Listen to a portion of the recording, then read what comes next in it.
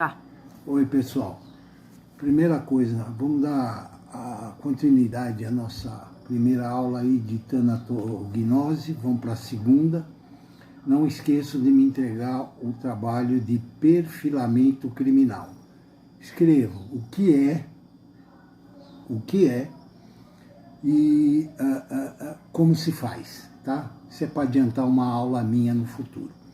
Então, dando continuidade, lembre-se que a tanatognose, ou cronotanatognose, é uma estimativa aproximada, né, do tempo de morte. Isso envolve muitas variações, tá? Que num curso de direito eu não vou falar aqui, porque é muita filigrana, isso é coisa mais para médico, tá? Então lembre-se, em medicina como no direito, como diria Werner Heisenberg, qualquer conceito, qualquer palavra, por mais claras que possam parecer, tem uma gama limitada de aplicabilidade. E para o direito também é válido, não é? Porque senão não existiria jurisprudência, tá? Então vamos em frente. Nós falamos dos sinais abióticos imediatos, consecutivos, agora nós vamos falar dos sinais abióticos transformativos. Então, o primeiro deles, nós vamos falar dos sinais transformativos destruidores. Então, o primeiro deles é a putrefação. Putrefação. Então, o corpo começa a apodrecer. E a putrefação segue 4 fases. 4. Primeira fase é o chamado período cromático, tá? Período da cor, o cadáver começa a ficar verde, tá? Então, essa cor esverdeada inicia-se, eu vou levantar para vocês verem. Aqui, ó, nessa região, a chamada fossa ilíaca direita. Fossa ilíaca direita.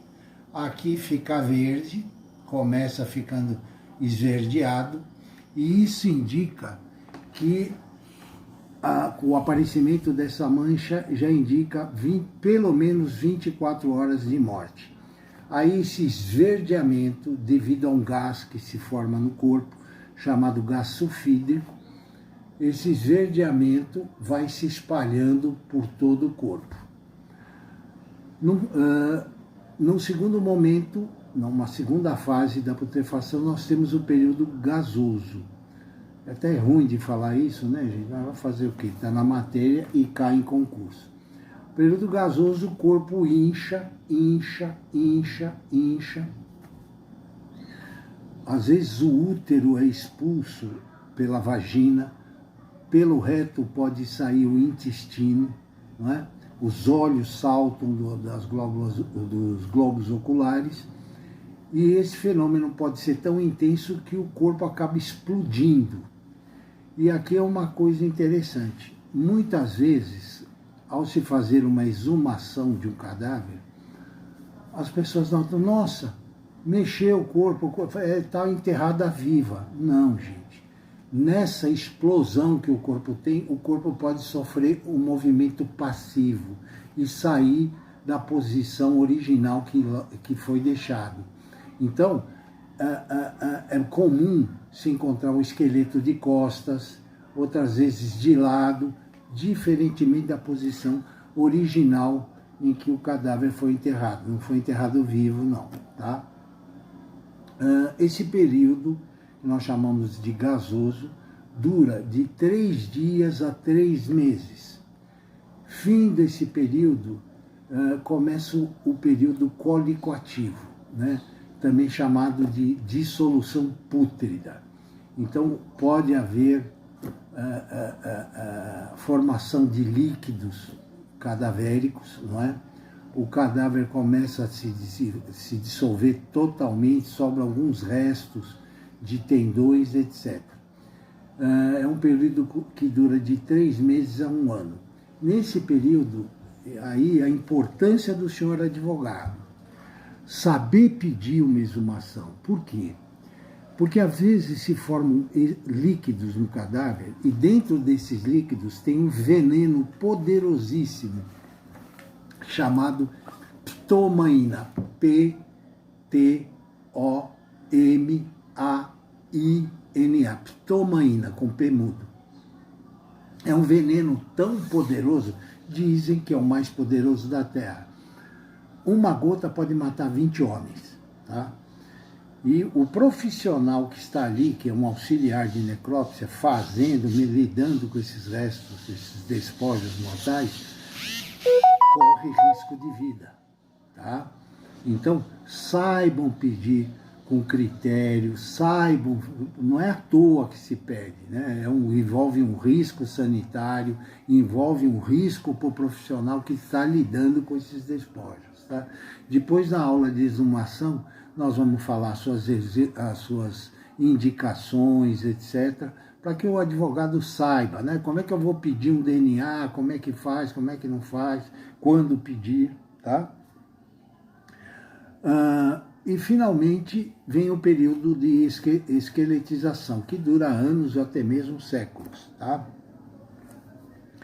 Findado esse ciclo, né?